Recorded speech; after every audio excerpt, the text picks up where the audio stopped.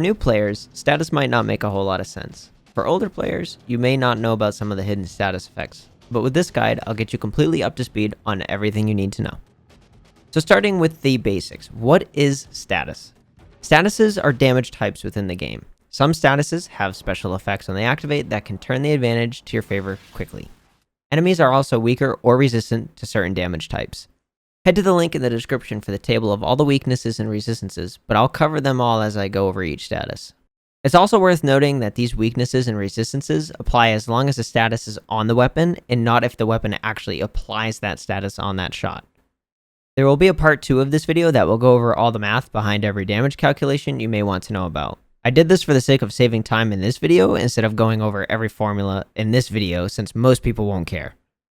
On a weapon, you may notice something called status chance, and in most cases 3 damage types called impact, puncture, and slash. This is commonly known as IPS for short. These are your physical damage types. The status chance is the chance at which a status like these will proc. A proc is the name used when a status is applied. If I hit someone with impact or any other status, it's called a proc. Each proc typically has its own duration and is indicated above the enemy's health bar. You can increase status chance by using mods that affect status chance, or even using multi-shot can significantly increase the amount of statuses you apply since you can roll the chance for each bullet that hits a target. So if I have a 26% chance at applying a status effect, then that leaves the question, well, which status is chosen? The formula for that is super easy. Proc type chance equals damage of that status divided by the total damage. So if I have 1.8 impact damage out of a total of 35 damage, you simply divide the impact damage by the total damage. Typically, you'll get a decimal number, and that can be converted to a percent by simply moving the decimal to the right 2 places. In this example, you'll end up with a 5.1 chance of hitting impact every time a status procs. It's worth noting that a weapon's total damage is equal to all of the impact, puncture, and slash combined, as well as any other status types you've added. Okay, so now you know how a status is applied, but what do they do?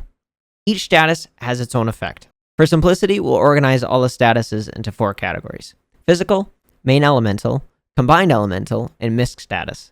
We'll start with the physical first. Starting with impact. Impact has the effect of stagger, causing the enemy to flinch. It staggers an enemy every time it procs. Against heavy targets, impact increases the health threshold at which an enemy can be executed with a parazon by 4% per proc.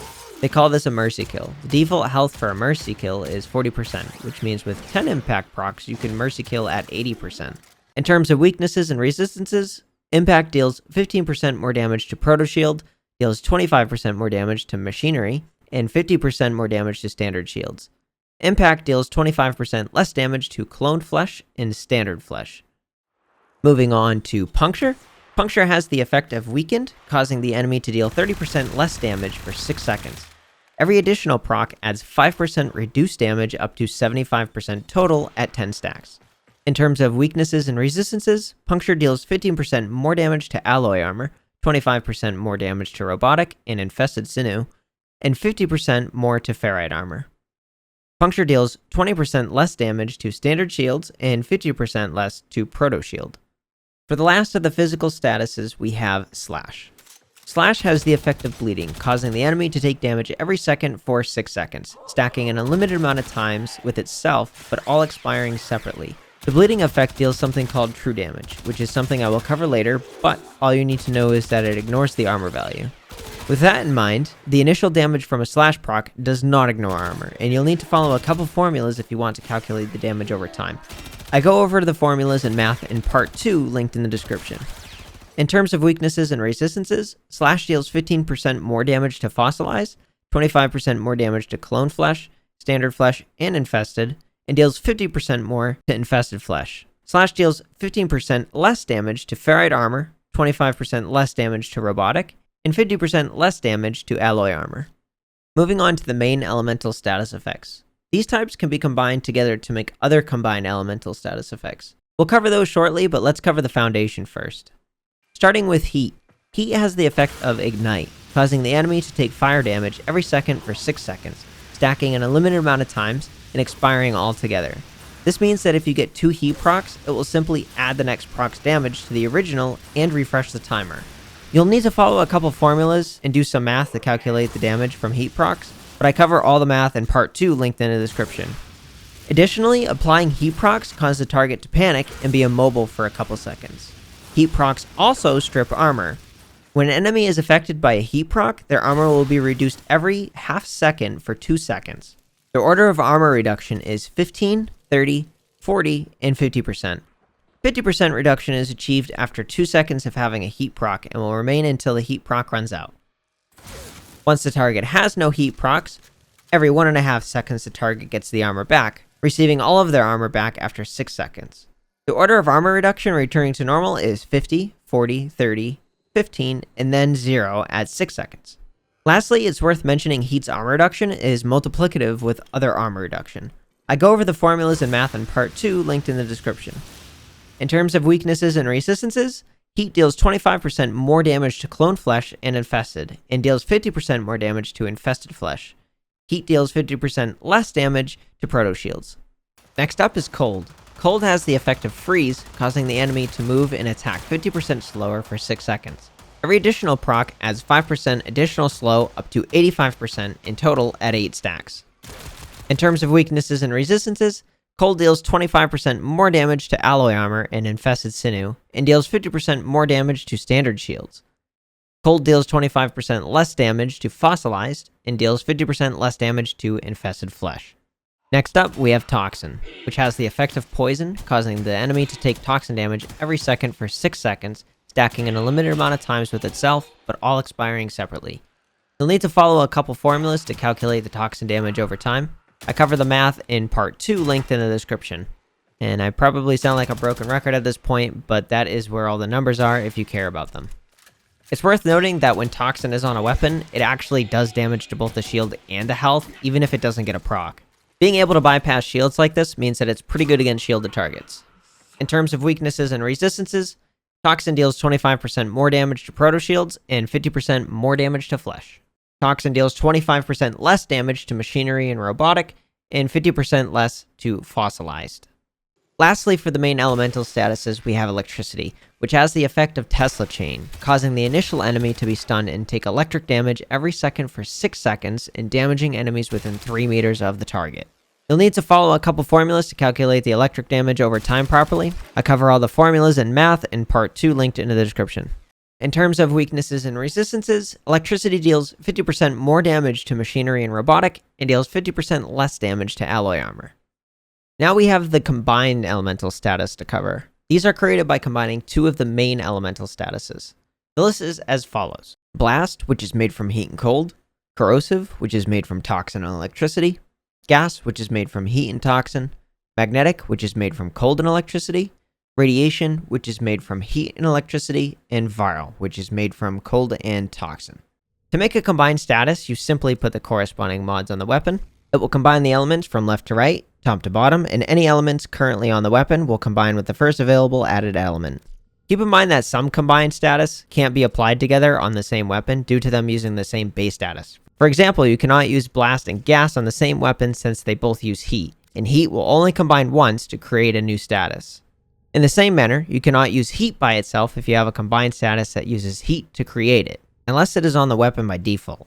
Let's move on to what these effects do, starting with Blast, which is made from heat and cold, has the effect of inaccuracy. It reduces the gun accuracy of the enemy by 30% for 6 seconds. Every additional proc adds 5% reduced accuracy up to 75% total at 10 stacks.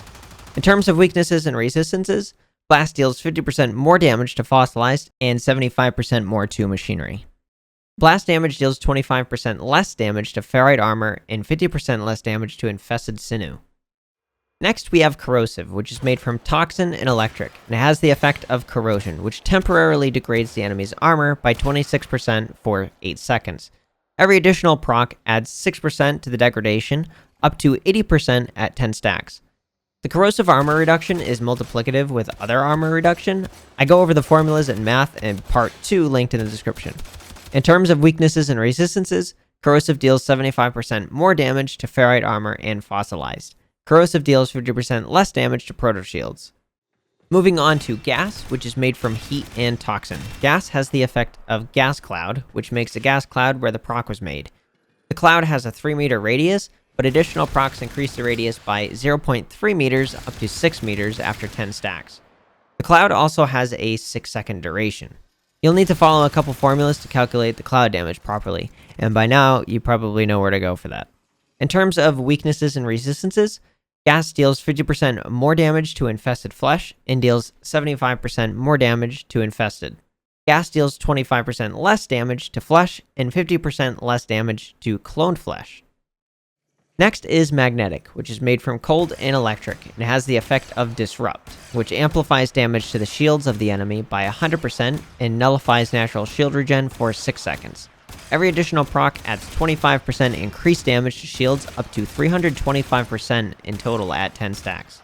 You'll need to follow a couple formulas to calculate the bonus damage to shields. I cover these formulas and the math in the part 2 linked in the description. When the player is affected by Magnetic, they lose 100 energy over 4 seconds, and their HUD will be distorted.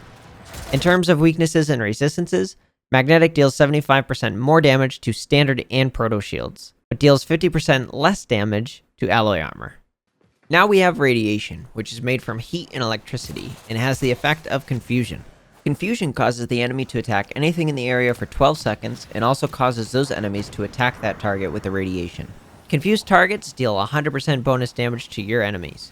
Every additional proc adds 50% damage up to 550% at 10 stacks. At 10 stacks, enemies that normally knock down enemies with slam attacks will now just outright ragdoll them. Targets that normally buff their friends will no longer provide any buffs while they are affected. When the player is affected by radiation, for 4 seconds, friendly fire becomes possible and you will receive reduced accuracy. In terms of weaknesses and resistances, radiation deals 25% more damage to robotic, 50% more to infested sinew, and 75% more to alloy armor. Radiation deals 25% less to standard shields, 50% less to infested, and 75% less to fossilized. Lastly, for the combined elemental statuses, we have Viral, which is made from cold and toxin. Viral has the effect of Virus, which amplifies the damage towards the target by 100% for 6 seconds. Every additional proc adds 25% increased damage up to 325% at 10 stacks. Shields are not affected, but armor and standard health is. Damage vulnerability from Viral is multiplicative with other damage bonuses. You'll need to follow a formula to calculate the bonus damage. I cover these formulas and the math in the part 2 linked in the description. For damage that happens over time, the damage is calculated based on how many Viral procs are present every time the damage ticks. In terms of weaknesses and resistances, Viral deals 50% more damage to flesh and 75% more damage to clone flesh. Viral deals 25% less damage to machinery and 50% less damage to infested. For the final category of status, we have the Misc category. These aren't all applicable to weapons like the others, and in most cases are simply damage types you may want to be aware of, as well as their effects, if any. These statuses are Tau, True, and Void. Starting with Tau. Tau is a damage type used by the sentient enemies. Tau doesn't actually produce any effects, but it's worth mentioning since there are abilities and mods that resist it. Tau is not resisted in any other way by armor and health types. Next up is True Damage. Simply a damage type like Tau, True Damage has the effect of ignoring any damage reduction from armor an enemy may have entirely. A common occurrence of this is from finishers and the bleed effect from Slash. Lastly, we have Void, which has the effect of Bullet Attractor. Bullet Attractor creates a 2.5 meter radius bubble around the target for 3 seconds wherever the proc occurred. If you shot their feet, the Bullet Attractor happens at the feet, and if you targeted the head, it attracts to the head. Void is neutral to all health and armor types, but has advantages against sentients. Void damage clears damage resistance a sentient has acquired, guarantees a stun against Battleists and Conquilists, and bypasses certain invulnerabilities as seen with things like Fonvalists and Eidolons. Void is considered neither physical or elemental. So that is it for part 1 of the status guide. Hopefully you learned something, and if you did, please consider leaving a like and comment, and subscribe to stay tuned for future content. Thanks for watching, and I'll see you in the next one.